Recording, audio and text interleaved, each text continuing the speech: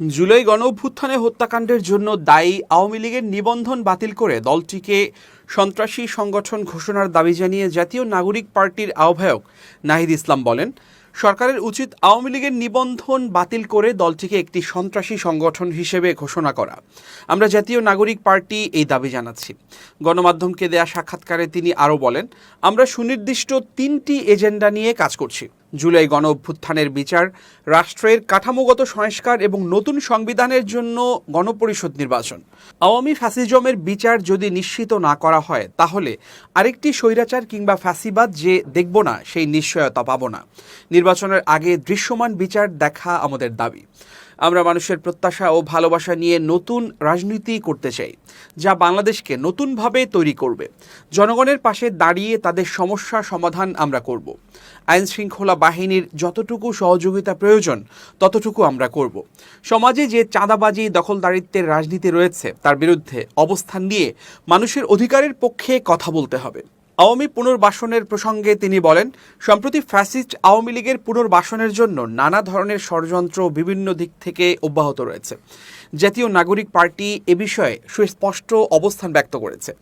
কোনোভাবেই আওয়ামী ফ্যাসিজমকে পুনর্বাসনের চেষ্টা করা হলে জাতীয় নাগরিক পার্টি তা রুখে দেবে। আওয়ামী লীগের গত 15 বছর এবং ইতিহাসের দিকে তাকালে পাওয়া যায়, এর আগেও তারা বাকশাল তৈরি করেছে। আওয়ামী লীগের গত 15 বছরের গণহত্যা, গুম এবং জুলাই হত্যাকাণ্ডের পরে তারা কোনোভাবেই আর রাজনৈতিক দল হিসেবে বিবেচিত হতে পারে না। তিনি বলেন, মানুষ আসলে পরিবর্তন চায়, একই সিস্টেমে আবারও ফেরত যেতে চায় না। কিন্তু আমরা দেখছি বিভিন্ন রাজনৈতিক দল পুরনো বন্দোবস্তের সমর্থন দিয়ে যাচ্ছে। সংস্কারে তাদের অনাগ্রহ, যাদেরই অনাগ্রহ থাকুক না কেন, জাতীয় নাগরিক পার্টি এবং জুলাই গণঅভ্যুত্থানে যারা একসঙ্গে ছিলাম, তারা সংস্কার ও পরিবর্তনের লক্ষ্যে কাজ করে যাব।